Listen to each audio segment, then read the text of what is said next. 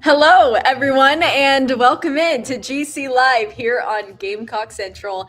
I'm smiling from ear to ear. I am so excited because I am joined by my first boss at GC. One of my favorite people ever. Wes Mitchell is in the house today for a very special edition of GC Live. Usually I'm here on Wednesdays with Jack Veltri. He is on a very important trip right now. So I am here with Wes. And Wes, how are you? How's life been? I mean, you and I definitely text and talk and we do the recruiting rundown, but it's been a sec. So how are you? I am good, Kendall. Yeah, we're mixing things up today. Normally, me and Chris will do a show earlier this week.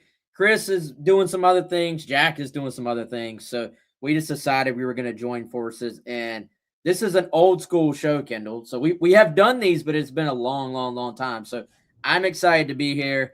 And I was texting you a little kind of broad rundown earlier. There actually is a fairly decent amount of things to talk about in terms of South Carolina football recruiting, some men's basketball as well. Obviously, going to be an important few weeks for Lamont Paris and those guys. So I'm thankful to be on here with you, but also I am thankful that we have stuff to talk about.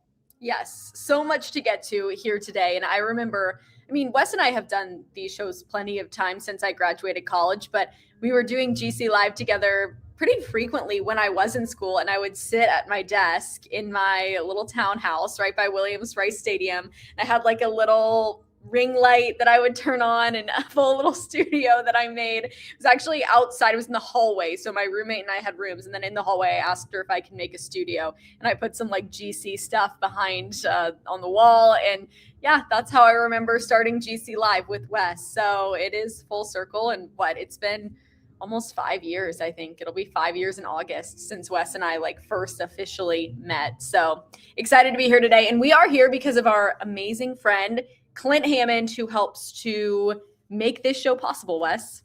Yeah, I was going to say, I think Clint has been the sponsor of this show maybe for that entire time. It's been certainly a long time. And Clint's been a buddy of mine since even before that. And I always tell everybody, you've heard it by now, but basically, we know you're not all in the market to buy a home, but if you do get to that point, all we ask is that you give Clint an opportunity to earn your business. You're probably going to need a mortgage unless you're like a millionaire and just got the money to pay cash. I certainly didn't, so I called Clint, 803-422-6797. His MLS number is 71597. We legally have to say that part, Kendall, so let me just get that part in there. ClintHammond.com. And even if you're not in the position to buy a home right now, the beauty of it is that Clint will sit down with you. He'll look at your financial picture. He'll be like, all right, this is where we are. This is how much home it looks like you can afford. And then maybe here are some things we want to do to move forward and put yourself in position to purchase that home. Again, I've been through that exact process with Clint, which is why I feel very comfortable telling everybody else to do the same. 803-422-6797. Yeah, he is amazing. And he has been here as long as I have been here, I'm pretty sure. So appreciate all that he does for us here at Gamecock Central. But Wes, you were posting earlier today. I was quite jealous on your social medias out at spring practice number 13 for the Gamecocks. So you were there, as always, getting all the inside scoop. We want to start off with that because it is such an important time of year for South Carolina football. We're hearing from coaches. You know, when we go to these practices, sometimes you see a lot, sometimes maybe you don't see as much. But I'm curious, Wes, just overarching what you saw today and what stood out. Yeah, today, and we'll, Kendall, in a second, we'll get into maybe some just broader things and more about some things we've heard as opposed to saw. But today, I mean, I really hate to give that answer. Oh, we didn't see much. Typically, when we have been out there, it actually has been a lot of the same stuff. And part of that is because, I'm sure by design, but part of it is because of how they have structured practice this year. And they've done this thing where they have 3 practices a week, which is not new. But then within those practices, the first day of the week is a little bit of a just heavy focus on fundamentals, heavy focus on installation. And then what they do is they build up across the week into a more highly detailed, a more like true 11 on 11 scrimmage type practice as the week progresses. So this was practice 1 for South Carolina, Wednesday, Thursday. I think it's Wednesday, Thursday, Saturday, or Wednesday, Friday, Saturday. either way, this was day one for the week. So it's a lot of just kind of back to basics. So while we're out there, it's a lot of like what you would call a circuit. I mentioned on the radio, we do these in my gym classes where literally every circuit has a focus and every circuit has somebody running that circuit, and you're just shooting through it at a fast pace, and then you're on to the next circuit. So for the offense, sort of every circuit was mostly based on protecting the football. For the defense, every circuit was focused on getting the football off of people and creating turnovers. So for example, the area I was in, it was Mike Fury. It was a couple of other staffers. The guys were having to hold the football high and tight. They're having to basically go over some bags and under a chute. And then Mike Fury and the guys are just like smacking the crap out of them with pads, trying to knock the football out. On the defense, the area in front of me, we've all seen when that defensive end turns the corner on a pass rush drill, the quarterback has the football like back by his arm, and the defensive end comes from behind and swats the ball out of his hand, basically. It's essentially a simulation of that exact movement. So that's just an example of one of the different sort of little sections within those circuits that were going on. So they've done something similar to that, I think, every Wednesday or Tuesday that we've been out there. So pretty new stuff. Didn't really see any new injuries. Beamer mentioned earlier this week, Nick Harbor, Judge Collier got tangled up a little bit earlier this week. Nothing too serious there. I saw Judge walking around. I don't think he had his helmet, but he had his white jersey on, like was walking around fine. Didn't look any worse for wear, like looked like he was okay. So kind of a almost anticlimactic final view of the spring. Kendall, there was that little part of me that was hopeful that Beamer might be like, guys, this is the last one. Why don't you folks why don't y'all watch a little more practice? Has he not done that this year? He did give us one extra segment last week. I think last week, but we still haven't gotten like the full, 11 on 11. When you get 11 on 11, that is the best day. I'm pretty sure my first day ever going to practice with GC, there was 11 on 11, which was awesome. But yeah, I mean, you still see things. And like we've talked about it a lot this spring, just getting a look at the guys, especially towards the beginning part of the spring, you get to see these guys and see maybe some muscle weight they've put on in the off season, how they're looking right now as we get through spring and then obviously head into summer and get ready for the season. So that's an important piece of it as well. But Wes, I'm curious just from your end, and this was the last one that you'll go to this spring, you see a lot of the drills that they're doing, but you also get the chance to see the team kind of interact with one another. What has that been like? Do you feel like there seems to be a good vibe at practice, especially with so many new guys and so many new coaches? Yeah, and I think it typically is this time of year. Like, Beamer runs a kind of, it's a high energy outfit. And so that's kind of always been the case. I think it's been the case this year too. I will say this, the one just sort of thing that stands out to me as being most different is the offensive pace. And, just this up-tempo approach. And a lot of this is getting in more to things we've heard versus things we've seen with our own eyes just because of the windows that we are out there. But I thought Clayton White kind of had an interesting take on it when he spoke earlier this week, Kendall. We talk about that from an offensive standpoint, but it certainly affects your defense as well because you are the defense that is going up against that offense in practice. So when they're getting to the line of scrimmage quickly, when they're snapping the football quickly, that forces you as a defense to basically get your cleats into the dirt, get lined up, get your play calls in quickly. And he said that there's not really a lot of standing around. There's not a lot of talking in between plays. Like you've got to get out there and go play. And so that's something where you're going to see that from opponents, certain teams, certainly this season. So it kind of basically makes that second instinct, I think, that you kind of have to have a sense of urgency about you on defense as well. So I think this offense so far, and I think, Kendall, we're all a little wait and see, right? Like the fan base is a little wait and see. everybody's going to be wait and see because we want to see it against opponents. We want to see the points. We want to see the production. And I get that completely. I think that's fair. But I do think so far, as much as it couldn't be in practice when you're facing yourself, essentially, there have been good signs about Lenoris being more comfortable, good signs about the offense being installed efficiently, and certainly this is the most tempo-oriented offense in terms of like up-tempo oriented, I should say, offense that South Carolina has had since Beamer has been here. So I don't think that means it's going to be all tempo, like just run up to the line of scrimmage and snap the ball as fast as possible. I think we're going to see varying tempos, but that will be something that I think carries over into practice. You get more reps that way. You get more conditioning that way. And it just keeps you, I think, a little bit more hyper-focused in practice. Yeah, absolutely. And, Kendall Briles was talking about it earlier in the week. He feels like the game has slowed down for Lenoris Sellers, and he's really pleased with the way that he's come along, even just through these last few weeks of spring practice. So that's a really promising sign, and just high words of praise from Briles about Sellers. So it seems like that dynamic is going really well. And again, as you mentioned, we'll see once the season starts. No preseason games in football. That's something that Shane Beamer has mentioned a lot. But once the season does begin, it obviously all comes together and you really put your money where your mouth is. But the signs that are good in spring obviously make you feel a lot more confident about the team. Were there, and I'm sure there were, so I'll just go ahead and say, who are the two new faces that really, we're bumping here at the ballpark now. They're getting the music up. But who are the two new faces throughout spring practice? And again, you're not seeing a ton of, true best on best out there that really kind of stood out to you, maybe in terms of just physicality, how they were looking at practice this spring.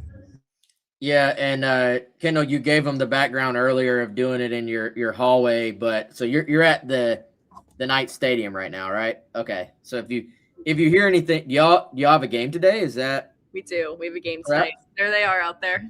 Okay. Behind the scenes look right there of some batting practice maybe going on or about to go on. But now. Okay.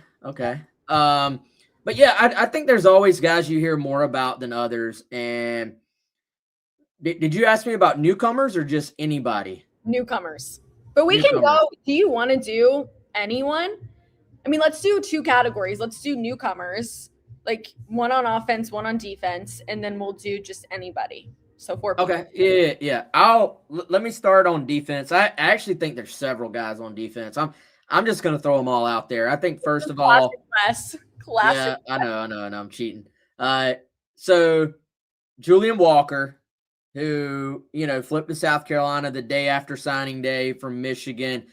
I mean, he's just such a big dude for as young as he is. And, the fact that Dylan Stewart, the fact that several other of these defensive end, like edge guys have been held out for injuries, that has just meant rep after rep for Julian, for Anthony Addison, for some of those young guys at the edge position.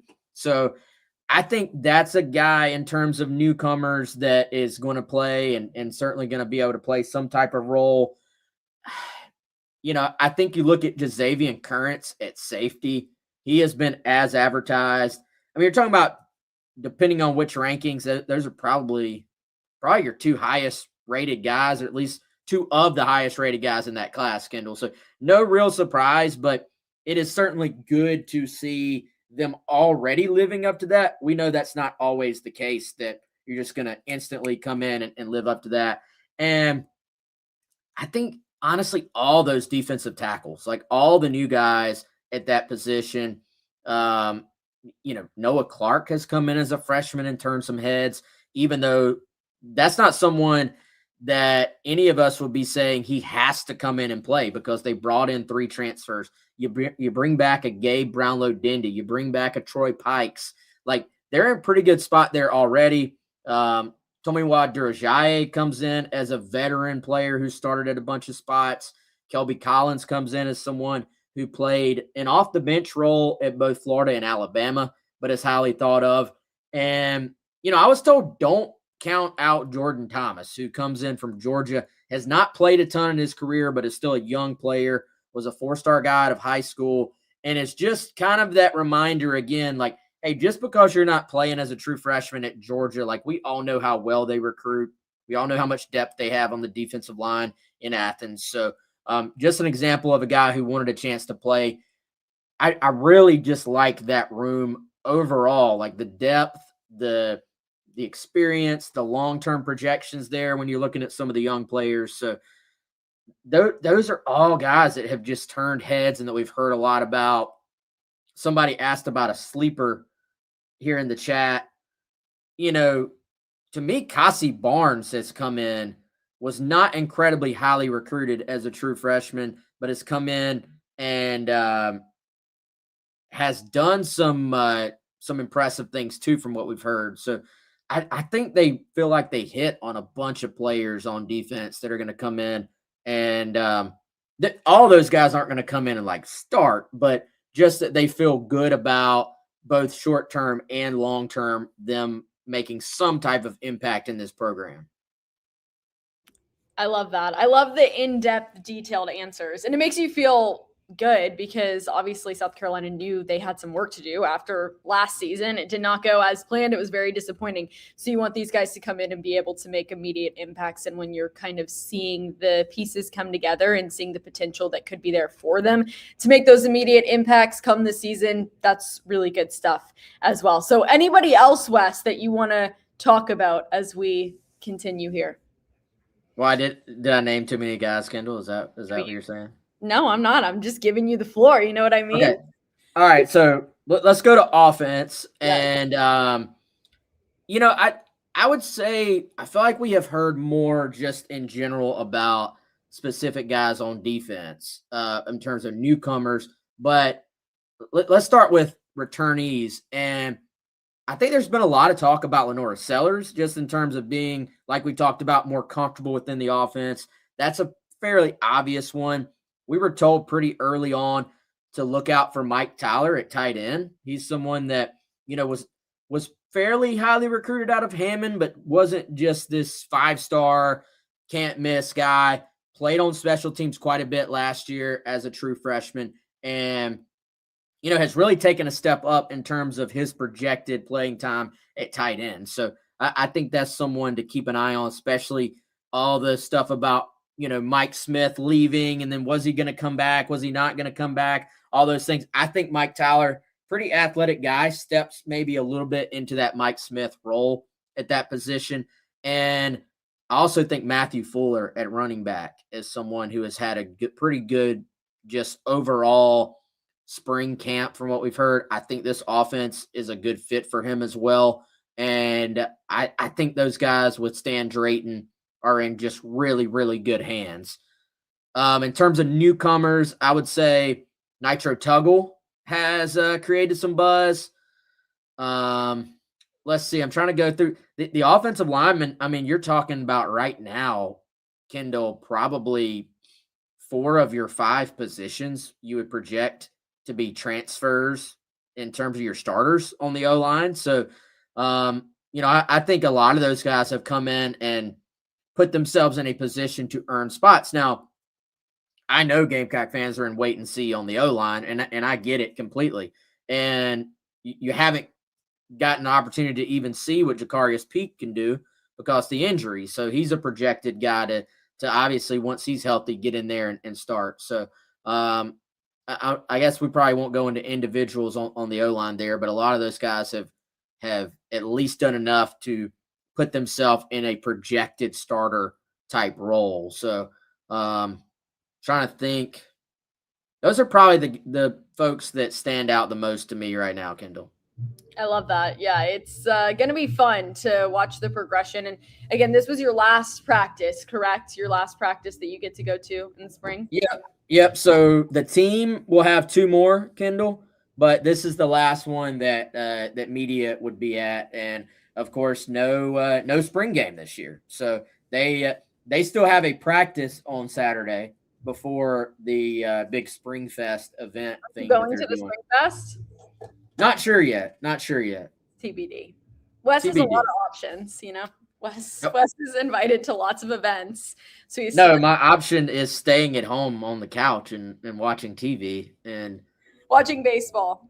watching baseball and hanging out with the fam. But I do, man. Darius puts on a good show. So Always. I remember when he came for free. I feel like this is my reminiscing show. I'm like, I remember when I did this, And yeah, I remember when he came for free when the women won the national championship. And it was so much fun. And of course, I'm like sitting there like tweeting the whole thing, like putting it out, tagging GC. All right, let's why don't you pay attention to the moment? You don't have to video and tweet and take pictures. I did. There were songs that I paid attention to in the moment. I'm trying to be better about that. I realize my weaknesses, and yes, enjoy the moment. But it will be a good show. Yeah, it'll be a good show. I'm sure.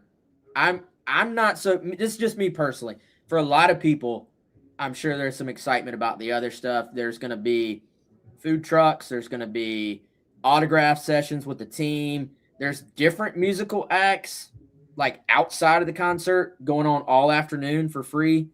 So it's a pretty cool event. Me personally, what actually gets my attention is just the Darius concert. That would be what I would go for, honestly. Yeah, no, 100%. He's awesome. Okay, what do we got? Let's answer a question that we have while we get them. Lenora Sellers is clearly going to be your starter, but what do we got on the backup QB situation, Wes? Yeah, Adam, I think not that the coaches have said this that I've heard, but my opinion, Cutter Woods is going to be pretty difficult to beat out in that role. And, I even think retaining Cutter, not that he was like trying to leave or anything like that, but retaining Cutter was completely glossed over because of getting Sellers back, getting Harbor, Dillon, all these high profile names. But I think Cutter Woods is probably the future of that position for South Carolina right now. I think that's where you would project it. So getting him back, Kendall, it's a little bit old school in that you have an actual high school recruited starter in Lenora Sellers. And then the projected sort of, quote, next up, you would say right now is Cutter Woods, who also was a high school recruit who has kind of waited his turn, will have had 2 years behind Sellers after this season, and then would be in line to potentially be your starter. I guess that would make him a redshirt sophomore after this season. So I would certainly say, though, right now it would be Cutter. Well, it's actually perfect that you bring that up, high school quarterbacks that committed to South Carolina, because South Carolina did just get another quarterback to commit, class of 2027, Jerry Meyer III. And Wes, you can probably say the city he's from in Texas, the town he's from, but I want you to actually go for that because I'm not even going to try. It's just Waxahachie, isn't it? Well, it looks like it, but I don't know. I'll probably butcher it knowing my luck. Like the way that I look at these, like when I see a long word like that, I can't. Does it just look jumbled to you, just like a bunch of letters? Okay, when I was in the spelling bee when I was younger, this still bothers me to this day. They gave me peace. That was my word. And I'm like, peace, Peace, peace.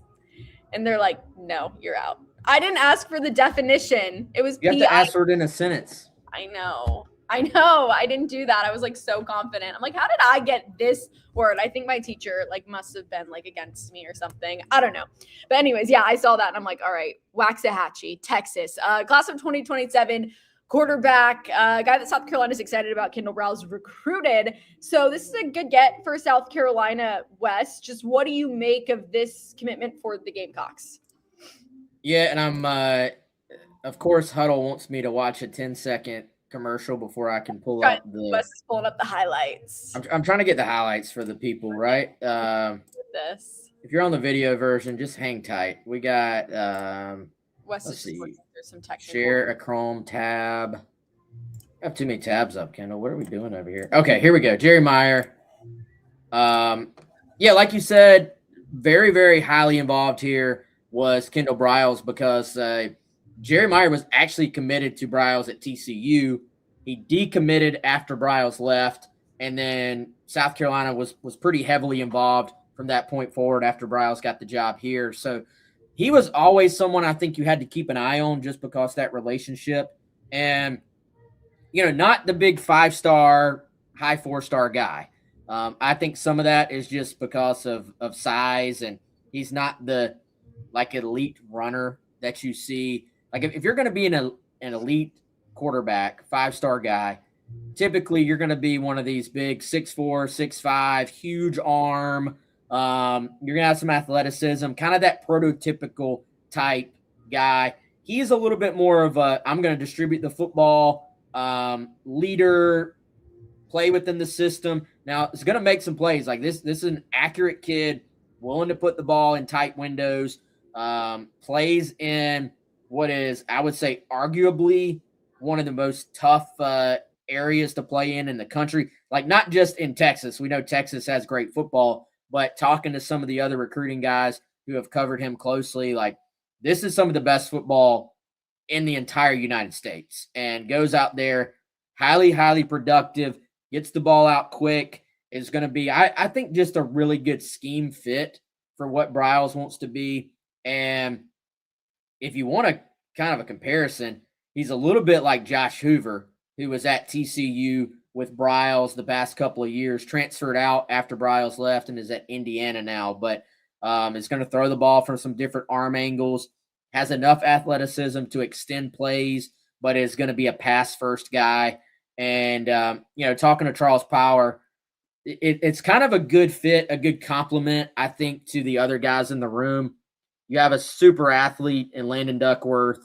You kind of have the big armed guy in Cutter Woods, a little bit of a traditional pocket passer. We obviously would assume that Lenore Sellers, even though he has another year of eligibility, will be off to the NFL after this season. But now you bring in Jerry Meyer, who, I think probably falls somewhere in between a Duckworth and a Cutter Woods in terms of his skill set and kind of how he plays the position. But, Kendall, you want to bring in a guy every year still. And I think this is South Carolina just saying, hey, here's a guy we like a lot. Here's a guy who fits the scheme a lot. Let's bring him in. Let's keep building competition within this room. And someone who the scheme probably fits in terms of just being comparable to what South Carolina wants to do. So it's probably a fairly quick transition for him, just in terms of knowing how this thing is built for him coming to South Carolina. Yeah, and good on Kendall Briles for developing the relationship, keeping the relationship. And yeah, I've been impressed with these highlights. And as you kind of mentioned, just a guy who's not really afraid to put the ball in tight windows and kind of step up. And so this is a great get for South Carolina, as mentioned. And I'm curious, you did compare him to Josh Hoover, who's now at Indiana, but I like to do this too, a little NFL quarterback comparison, the face.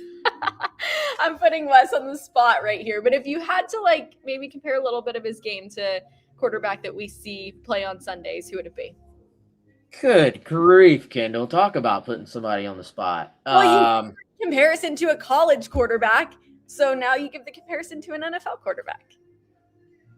I mean, I'm going to show my age here and current. Here's the if this would be like the top, like if he hits on peak, all of his peak potential. Maybe a guy like Drew Brees, just in terms of he's not the biggest kid in the world, but just has a way of finding those small throwing windows and putting the ball where it needs to be. Mm-hmm. It is the way, it is the peak guy that would maybe stand out to me, since you put me directly on the spot there, Kendall. But see the guy, he stands in there he's not the biggest dude. If you're on the video version right now, you see he stands in there and takes hits and delivers the football, puts it in tight windows. I was talking to Sam Spiegelman, who has probably covered Jerry more than about anybody in the country, and he called him an assassin. So that whenever somebody calls somebody an assassin, it kind of piques my interest a little bit. Like, hey, this guy's got some moxie about him. Moxie. Some moxie, some confidence. But yeah, if you're an assassin at quarterback, I'm willing to go to battle with you, I think. Yeah. And have you spoken with him? I have not. Sam had already done his interview with him, so we already had the quotes. So I I did not speak with Curious Jerry, when you but get the chance to talk with him. Just, obviously those interviews are great too, and you get the chance to get to know them a little bit better. Leadership qualities, just kind of their personality, what makes them tick, who they are. So that'll be interesting. And obviously, we have all this information over on GamecockCentral.com. So there's a lot of good stuff out there about Jerry that you can read about. On3 has his entire profile. And yeah, I'm excited about this. Good for South Carolina. Just continue to roll right along. It never ends in football. It really never, ever ends. And that means that not only are our coaches at practice and doing this whole spring thing, but, they're recruiting still and getting things done. Official visits are going to continue to happen as we move closer into the end of spring and then summer too. So always busy. And that's why, Wes, the coaches are usually flying wherever they're going. They need to have a good car too. And you all need to have a good car as well, which you can get from our friends at Ferry Chevrolet. I was wondering how you were going to loop that around and connect it. And I saw where you were going. I was wondering if you were going to be like, Wes, maybe you get a new Chevy to drive out to Texas and see Jerry Meyer play in person. You do not want to drive to Texas. Have you done that? I've not, no. No. I drove to Texas with Michael Sauls and a couple of our friends in student media. Women's Final Four? Yep. We drove to San Antonio 21 hours. We stopped halfway through on the way there in New Orleans. On the way back, we were just upset because the team lost and we're just driving straight through. So on Easter, it was literally like, I don't remember, 5 years ago, this past Easter, we drove straight through, and Michael and I were the only ones awake at like 4 a.m. when we pulled up to Columbia. 2010, I did the drive to Omaha for a College World Series. Never, ever, ever. Omaha was awesome, but the drive, never doing it again. But if I'm driving to Omaha or if I'm driving to Texas, I'm going to need a new Chevy, and I can do that by hitting up our friends at Ferry Chevrolet in Orangeburg. FerryChevrolet.com. If you're listening to it, that's Ferry, Fairey, Chevrolet.com. Phone number 803-937-4531. And guys, here's the thing. They've been around for literally, they are coming up on their 100th birthday. So if you've been doing anything for 100 years, you're doing something right. You're doing it successfully. And like Chris, this is normally Chris's read, as he always tells you, if you're in the market for a new car, hit up our friends at Ferry Chevrolet over there in Orangeburg. And if you go to that website there, FerryChevrolet.com, you can get an idea of their inventory, what they got going on, find a great car or truck for you from our friends at Ferry. I love a Chevy Trailblazer. I believe that is the car. You can get one, Kendall.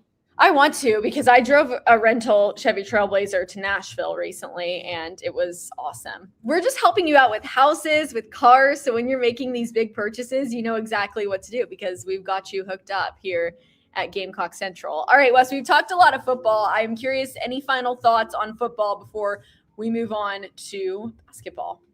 No, I mean, old man yells at clouds. I am a little bit sad that we don't have a spring game this year. I actually like the spring games. I know some people are over them. I am hopeful that spring games will come back at some point. But I drove by the stadium today. Like a snowball effect? Like they're not going to come back? Well, see, a lot of schools are already not having spring games anyway. Like a lot of other schools aren't having them. Why, though? Well, the excuse was because of the transfer portal. I don't know. That's not South Carolina's excuse. That's what other coaches have said. Makes no sense. And now there is no spring portal window. They're basically saying we don't want to put our guys out there for other teams to scout and then try to get them to transfer at the end of the spring. Well, now there is no spring transfer portal window, so that excuse is done. Now for South Carolina, half of the stadium is a construction zone at this point. So there's no way, if you were going to do one this year, you would have had to have done it at a different location. Mm-hmm. But Kendall, I was thinking they're going to be doing construction on the stadium next offseason as well. So it's kind of one of those things. Once you give it away, it could be over. We're not doing that. It could be over. So anyway, moving on. I know we're going to talk some basketball. Wes is on his TikTok grind right now. I'm laughing because I have no idea what that means. Like, I don't. That's not what that was. Yes, it was. It really was. Okay, basketball. The transfer portal opened on Tuesday, yesterday. The men's team has some work to do. They have their work cut out for them, Wes, but already a visit scheduled. They're, getting after it and they've got to do it quickly. So, overall thoughts to start off on what South Carolina needs to do to be successful throughout this transfer portal period. Yeah, I mean, I think Kendall, you can look at it pretty obvious. Like they've got to fill about every role on this team, and we said we were like, hey, be ready. There's going to be complete turnover with this roster. That's what we saw. Most of the team has hit the portal, and all of your starters are gone, be it either to the portal or a lot of them are just out of eligibility at this point. They've exhausted their eligibility. So I think really across the board, every position is a need for Carolina right now. Corey Mincy, a George Mason guard, he's kind of the early guy to watch, I think, as a point guard, as a two guard, as a guy who can come score. He is tentatively scheduled to visit this weekend. That's supposed to be kind of officially locked in at some point today. He definitely is it's definitely going to visit, but locking in the exact day, they were working through that. Portal is open, but visits can't start until this weekend. So you're going to see kind of jockeying for position for guys. And, I think he's probably the name to keep an eye on here early on the most. But I think as the next few days go on, you're going to see even more names pop up. You'll see names pop up that South Carolina is just sort of involved with. You're going to see names pop up that, we feel pretty decent about South Carolina with. And it's going to really be just a complete rebuild, frankly. The center from SMU is another player. You talked about butchering names. Out of complete respect for this kid, I am not going to try and butcher his name right now. But the SMU center that entered the portal is another one to definitely keep an eye on for South Carolina. And we've written about him a little bit already on Gamecock Central. But those are two early names I think you can keep a close eye on as things have kicked off. But you're going to see more and more players. Roman Brumball from Tulane at guard is another one to keep a close eye on, I think, for Carolina. But if you're going to go out and get like 10 new players, Kendall, you're going to have to recruit, 50 guys? Like the number of guys you have to go out and target to get down to that many players is going to be a massive number. So I would expect a bunch of guys to pop up, a bunch of new names. And if it's anything like last year, I would think you're going to see them go ahead and be pretty aggressive in this first weekend and try and get some guys committed, try and get some guys on the board just so you can go ahead and check those boxes because there are so many needs. And, for Carolina, for Lamont Paris, they know how important this offseason is going to be. There are more NIL resources involved now. They should have some money to spend. And obviously, just a very important offseason going into a make or break season for those guys. Yeah, make or break to say the very least. And, you just mentioned a couple of those guys, SMU, obviously in the ACC, but, you got George Mason, you have Tulane, and some of these programs that, not bad programs, right? Any stretch of the imagination. And you're going to see guys that are coming in from, a bunch of different schools. As you said, they're just going to filter as many in as they possibly can. But you're also maybe going to see some guys that they're going to try to get mid-major level that played really well this past season that they feel like could make the jump up. It's really hard to tell, but I'm curious what you think that split might look like. How many guys realistically do you think South Carolina could be able to pull from these major programs versus a mid-major level type of school where they're just taking the bet that, okay, this guy's game from the mid-major level is going to translate up to SEC play? Yeah, it is hard to say, Kendall, because I think you're going to be looking at two things. If you're taking probably a mid-major guy who has been productive, or It's like we were talking about with Jordan Thomas on the football side. Or you're kind of talking about that this player was at a high major. They were probably highly recruited out of high school, but they have not played as much yet to this point in their career. Like I think it's going to be very difficult for South Carolina just to go out and land a player from a high major school who has played a lot and has been incredibly productive. So I think you have to, in my opinion, maybe lean in a little bit to the mid-major guys who have played and played a lot and have shown they can do it. Now, I think if you can get it, Kendall, you probably need at least one just very splashy type get. Like you need somebody that the fans can be like, oh, this guy has done it. He's done it at a high level. He's a legitimate player, and we're excited. You know what I'm saying? Like I think a big part of this offseason is going to be not just building a team that can win. It's going to be building a team that can get your fan base back excited about seeing the product on the court, seeing what you're all about, and anything you can do to do that, I think is important. So I think I'm hopeful they can go out and at least maybe get one guy who would fall in that category of has played at a high level at a major program, and the fans can be super excited about it. What gives you hope that South Carolina can push that message? And obviously, we know that more resources are being poured into the program, and that's what you need in today's day and age of college sports. You need money behind programs to be successful. That's just how it is. So, is that the number one thing? Or are there other things that you think South Carolina can push to say, hey, this is why you should come here? I mean, we know, obviously the money is extremely important. Yeah, I mean that's part of it, but Beamer talked about this too. You don't want guys coming just for the money, right? I think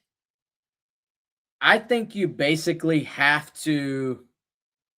To me, we obviously know they have a couple of assistant coach openings as well, and there's some buzz. They could be in the process of completing those hires here very, very soon too.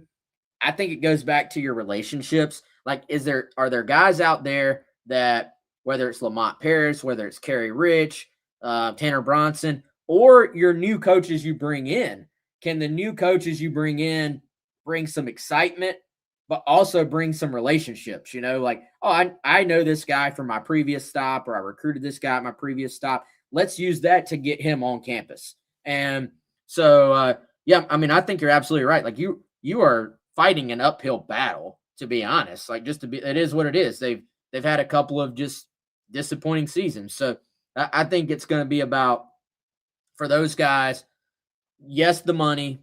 You hope there's a prior relationship. And for some of these kids, though, Kendall, it's going to be about, hey, there's a wide open, clean slate here for you to come in and play a major role. Maybe you're kind of that fourth or fifth guy on your current team, but you can come to South Carolina and be the number 2 guy and be a much bigger part of what they're doing. That's what I would sell if I was Lamont Paris, that, hey, come in for like maybe 2 or 3 of these guys, come in and just take on a bigger role in the SEC. And, I think for the fans, it's going to be a process, though. Like, some fans, if you can get a couple of named guys, will be excited about that. Other fans are going to wait until they see it on the floor and see a team that is entertaining and is winning games. And then I think you will gradually get those guys back in the doors. Yeah, it's definitely hard. It is an uphill battle, as you said. And, Jack and I were talking about this last week or the week before, just how tough it is, because the men's basketball team has not been great. Baseball has obviously had a really rough season.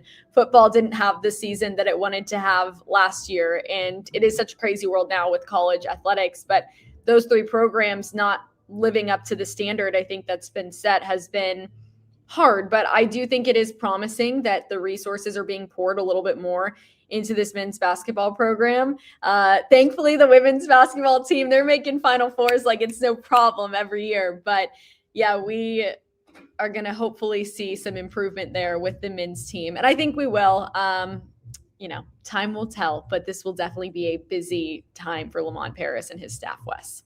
Well, and here's the thing. I think you want to, if you're the administration, if you're Jeremiah Donati, you want to be able to say, hey, we gave you everything necessary to win. And then at that point, if you haven't won, then there's kind of an understanding of, all right, like this just has not worked out. You know what I'm saying? And we saw that with Paul Maneri. Nobody can say Paul Maneri, nobody can say that baseball staff did not get the resources they needed to win. They went out, they got what on paper was a top 10 transfer portal class in the country. You're not signing a top 10 transfer portal class without having financial resources. You're just not. So I think regardless of who actually said, you know, this is over, I think if Maneri hadn't have said this isn't working, then South Carolina was going to do the same. It ended up being kind of a little mutual parting or whatever. But regardless, the writing was on the wall there that if it wasn't getting fixed and it became clear that it wasn't getting fixed, there was going to be a change. And so I think Donati's big thing is, look, we thought we were giving you the resources last year, and the rest of the market just continued to explode. And so you get one more year basically with these increased resources. And then at this point, though, I think everybody's on the same page. Everybody knew going into the baseball season they were going to have to win. They didn't. We see the results. I think everybody kind of knows going into this men's basketball season that you got to go win.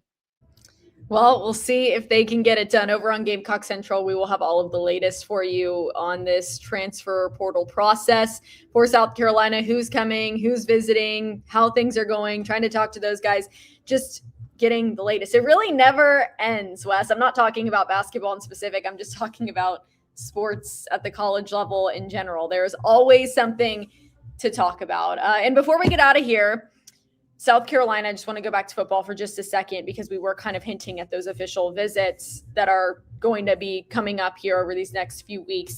What do we have on that? Like, what is the big weekend, Wes, for those OVs? Yeah, interestingly enough, it starts earlier this year. You've got May 1. So that's, I guess, a few weeks away. It'll be here before we know it. May 1st will be a big weekend for Carolina. They decide to add on like an early OV, just go ahead and try to get some guys who maybe are closing in on decisions, get some guys to maybe like try to set an early standard with them. And so you're going to have those 3 big June weekends that they always have, but then you're also going to have this May 1st weekend. So some of those names are already locked in. Some of them they're kind of still working on, but that part will be here before we know it as well. I can't wait, Wes. This has been so much fun. Is there anything we're missing? Is there anything that we need to talk about before we go? No, but if you're not a subscriber, come subscribe to Gamecock Central. We actually, new subscribers can get 50% off right now, spring sale. So come do that. And I just posted my thoughts and intel from practice. So come check that out for me and click. Give me a click. How about that? I'm just going to ask for it. Give me a click. Shameless plug. I love that. Wes, you are the best. Thank you so much. This was so fun. As we get closer to those OVs, we will do recruiting rundowns for you just to talk about what is happening. So this is not the last you are seeing of Wes and Kendall. Don't worry, everybody. But it has been fun. It's been great to be back. And we hope that you all have a great rest of your Wednesday, a wonderful Wednesday. I don't even know what day it is. It's Wednesday, right? It is Wednesday. What are you about to do next, Kendall? Do you have to go video BP or what do you have to do? I am going to BP. I have an interview with our director of player development for the White Sox. So we'll do that. And yeah, I'm going to actually do a fun interview with some of the guys today about their Masters Champions dinner. What would it be? Yeah, so I think that'll be exciting. I don't know what would be mine. I would have to have sushi of some sort because I love it. Some sort of pasta, like chocolate mousse or tiramisu for the dessert, or a cookie skillet. I would have to do some serious thinking about what I would want because I like so many different kinds of foods. But I also like steak too, so I don't know. I know that was all over the map. You may have planted some of these ideas in my head, but the first thing that came to mind was actually some type of steak, but then some type of pasta Alfredo as well. Mm-hmm. So rather than like a chicken Alfredo, maybe like a steak, but just with a side of pasta Alfredo, like fettuccine Alfredo.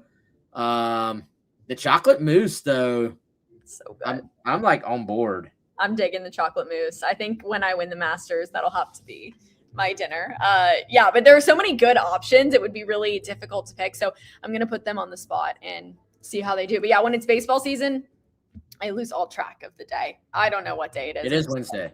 It's Wednesday. Confirmed. So 5 more games left until an off day. So all right, Kendall, you go do your thing. Y'all are the best. GamecockCentral.com. Subscribe, like this video, subscribe to our YouTube channel as well. If you're watching on YouTube, if you're watching on social media, follow us out there at Gamecock Central. Y'all are the best. Have a wonderful Wednesday. For Wes Mitchell, I'm Kendall Smith. This has been GC Live here on Gamecock Central, and we'll see you soon. Bye.